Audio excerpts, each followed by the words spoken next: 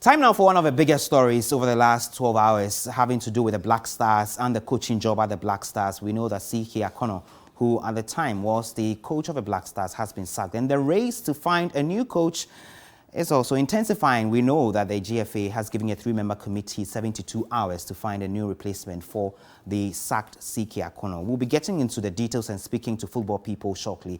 But what have you been saying about this? We took our cameras and our microphones onto the streets. I think it's good for Ghana to move forward, because it's not coaching well. The players are not proving, they are not doing well. So we need somebody who can bring us a good team or a good working, team so that we can achieve what we want to achieve. So if a white man can give us the results, then definitely that's what we want. And if a black man too can do the job well, that's all. But only the problem we have with the blacks is they can't control the team. Right now, we need a white coach. We need a white coach. Oh, we need a white coach because the white coaches, you don't dictate for the white coaches, and you don't dictate to them. They do the things they are on their own will, free will. GFA top official can never dictate to a white coach. Bring in player A, bring in player B, use this player, use that player. No, you can't dictate to the white coach. CK Akonnor was okay. I think he was okay, or he's okay. So I don't see the reason why, and I don't know why they did that, but I don't think it's right. The white man would never take a black coach. So I don't see the reason why Ghanaians want to take a white coach. It doesn't make any sense to me. So we maintain the black. I believe they should give the chance to our locals. If, for example, has a full coach, Samobwedu, they can try him and get other technical know-how from outside so that they can help him to do that. But we are willing. For some of us, we want the coach that will bring results. Whether they will get a coach, say, from the team head, it's up to them. The one who brought the result, and some of us will feel happy about what is going on. Because without football, we are in a nation, but there's no peace. So when the football we are winning matches, everybody will feel happy. We will forget about the hardship in the country. They can pay the two of them, Utuado and Didi Dramani. With CK, if you look at his track record, definitely he can handle these boys. He can handle these boys. But the interference and then inviting the right players at the right time, it will help a lot. And look how we have some of them who are very good. So that's what some of you have been telling us with respect to the latest decision by the Ghana Football Association to sack coach CK Akonnor. My colleague Yao Fusula be joining me. Yao, we'll be hearing from some of the football people shortly, but this is a decision clearly that has shaken, football in Ghana. Yeah. And at a time where we're just preparing to play some qualifiers for the World Cup, this decision has been taken. Yeah.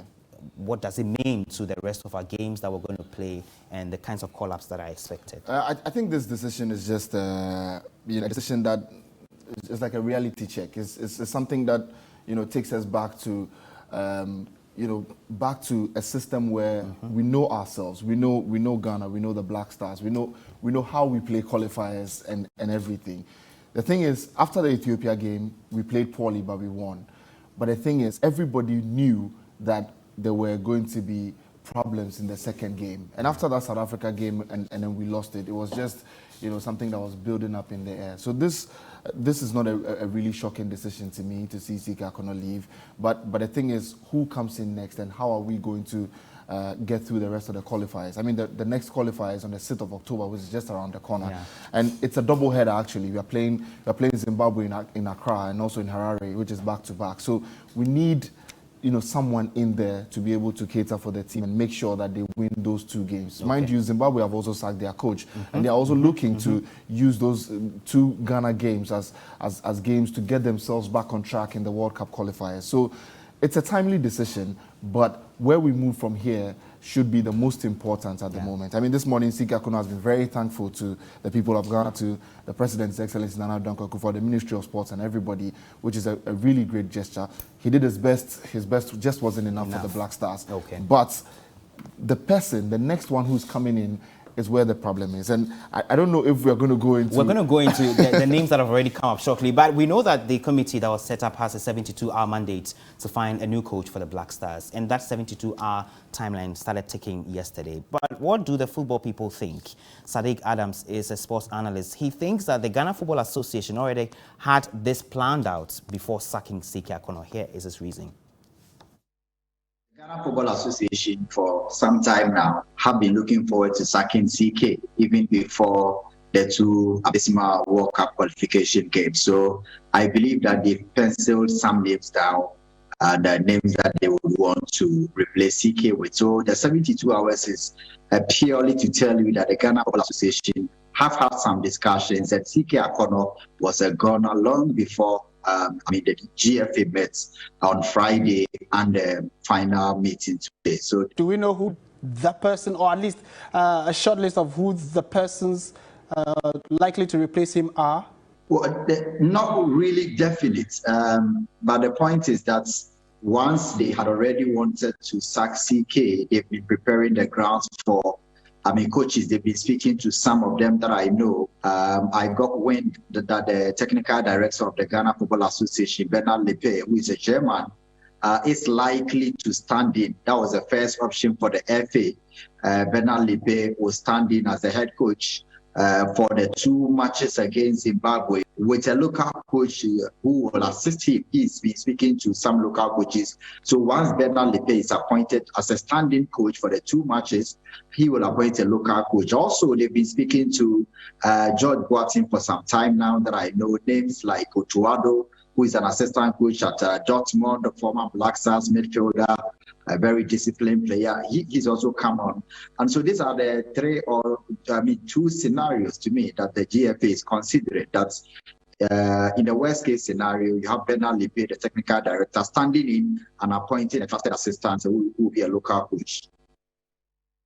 So you heard the Sadiq Adams, sports analyst. He doesn't mince words at all. He's confident that the FA had this planned out before sacking the coach. But the names that have come up, I want us to zero in on the individuals proper, who they are, what they bring to the table, for example, and the expertise they're coming on board with. That is if they are selected. Yeah. So a couple of them local players, really. I mean, Otuado played for Ghana the 2006 World Cup. We know him. We know how good he was in his exploits in 2006. 46-year-old. He's assistant manager for Borussia Dortmund. I mean, that means that he handles players like Erling Haaland and Marcel Schmelzer and all of those players who play in Dortmund at the moment, and also in the UEFA Champions League. That's it on your screen. And then he also won his first trophy for Dortmund in May 2021, represented Ghana at the 2006 World Cup. I've already mentioned that. And previously worked as coach of Hamburg, FC Nordsjælland and Borussia Mönchengladbach. So his CV is quite good. Quite good, to be able to handle the Black Stars. And then there's also Samuel Boadu, which is a shocking one for me, because Samuel is still relatively young. He's still 35 years, relatively young, hasn't really learned, so much to get to the point where he handles a senior national team. I feel like we should give him some more time to, get through the ranks. This is Hearts of Oak getting into the CAF Champions League. We'll see how well he does in the CAF Champions League, and whether he can form this Hearts of Oak side into that side of the year 2000 when he won the Champions League, and also consistently try to challenge for titles in the Ghana Premier League. That would mean that he has learnt his trade really well, and then he is ready for the task. But he's 35 years old. He won the Ghana Premier League, as you know, also won the Men's Coach of the Year this year, and previously coached Mediama SC and Ghana's under-15 team. Let's just head on now to George Boateng, who, we know that the GFA has been speaking to him for some time. George has been in Ghana for a few months. He comes and then he goes. 46 years, also coach at Aston Villa, which is one of England's top sides. Also a former Dutch coach at Catalan FC, and then Blackburn Rovers and Aston Villa under 18 team. So he has also he also has a lot of experience under his belt, especially with the youth players. And looking at Ghana and the direction we want to go, where we started calling players from our under 23 teams and under 20 teams. He could be the man who would, zero in on the right players to get, and that's just about it. But also, a few names have also come in.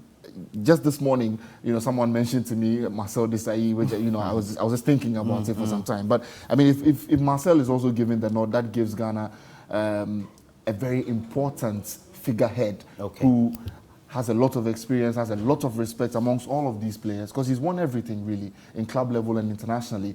So that gives him a lot of respect. And, you know, respect is really one of the major things that you need as a national team coach. And if he's able to deliver that, then I'm sure we'll be getting somewhere. Interesting times for Ghana football. There's also the conversation about the technical director, you know, being the stopgap for the next 2 games. We'll get into that shortly. By joining me on the line is former Black Stars player Augustine Ahimfo. Thank you for joining us. You know, have experience in all of this. For a team that is preparing for a tournament like the World Cup, having a decision like this to have the coach fired, what does it do to team building and the morale of a team going forward, even to complete the rest of the qualifiers?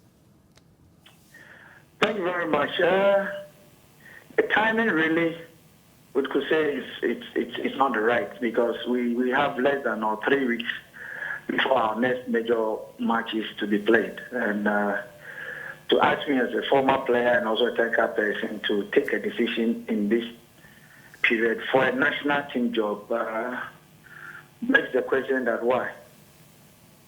Because it's not an everyday job. This person is supposed to scout and then select the best for Ghana at any given time. Is that person coming in ready? Has he scouted us? I mean, the players involved now. And so it's very complicated, but it's a decision that has been taken by the Executive Council, and we just have to forge ahead. And now there's the hunt for a new coach. 72 hours has been given to the 3-member committee to find this replacement. What will be the mold of a kind of person who are looking to be the next coach of the Black Stars? What must he bring to the table? I don't think it was a spontaneous decision, as in sit down and then take a decision. Probably it's something that they've been thinking about for a while. So they have 1 or 2 that probably have been spoken behind the scenes that we don't know. Because for 72 hours to get a new coach, I mean, should tell you that really something was going on behind the scenes. It's not that easy to get a very competent coach within 72 hours. It's not like you are going to buy a car where the cars are parked at the showroom, you go there and choose one. No. You are supposed to speak to people, listen to their technical know-how and decide. And so if you're given 72 hours, and then by 72 hours, if we are able to get a good coach, then it should tell you that probably there was some discussions going on behind the scenes without our knowledge. I want to push you and ask, are you confident that the Black Stars are going to make it to the World Cup? I'm confident any day, Robert, because it is how you look at things and put them together. It comes to the question also to you that how are we supposed to put our team together? I've always had in mind that a coach plans for his game based on the materials that he has. So what is the format? What is the tactics? What is the strategy we are going to use? That is what we have to look at. Okay. At the end of the day, we could have the players, yes, but if you don't get the proper plan or strategy for them, we will fail. Sometimes we don't have quality, but you have a plan. And that plan could bring you success. And that's what we have to spend our time on. We've spent our time talking about the quality we don't have now compared to what we had yesterday.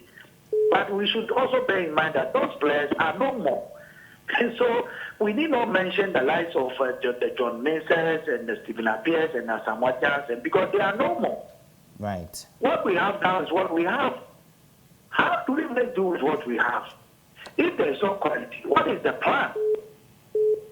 Thank you very much, Augustine Ahimfo. He is a former Black Stars player and, of course, a very experienced head over there. He just hit it right there. It's not a matter of just, sacking the coaches. In fact, it's also not about big names. It's about having a plan.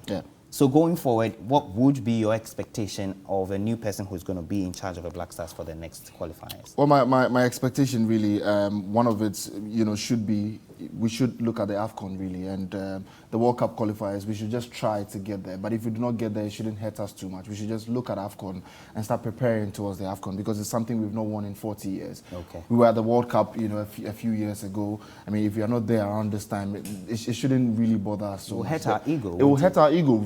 It will. But if we win AFCON in place of qualifying for the World Cup, I think that it would give us a bit more joy than going to the World Cup. So the new coach should have a focus and look there, and also to get the youth players in a bit more. And the kind of call-ups we do where, we just go to a third division club in Europe just to bring somebody, it's not quite the best. We should just try to look for the best players who can play for our national team, and that's what we need at the moment as a country and as a national team. Because, I mean, if there are players who are feeling aggrieved, that they're doing so well in, say, Egypt or, say, in Sweden, and they're not being called up, and you're calling up a player who plays in the third division or the fourth division in England, there could be problems in the team. So these are also some of the things that we should look at: recruitment and also tactics and respect. Like I mentioned, respect is one of the major things. We never quite mention it so many times, but it's one of the major components of building a national team, really. If you don't respect your coach, it's never going to work. Thank you, Yafusi. But what more do we have in sports? Well, we have the UEFA Champions League fixtures for today. I mean, the UEFA Champions League is back. It's the biggest club football competition in Europe. And on your screen at the moment, the Young Boys will take on Manchester United, and that's the game that will begin at 4:45 p.m. later today. And then the big one is Barcelona, who will take on Bayern Munich, and Dynamo Kiev will also take on Benfica, and Villarreal will face Atalanta, as well as Sevilla, who will take on Red Bull Salzburg. And then Lille will also face Wolfsburg, also in the UEFA Champions League. So those are the fixtures for you. Tomorrow there'll be some more, but these are today's fixtures in the UEFA Champions League coming up.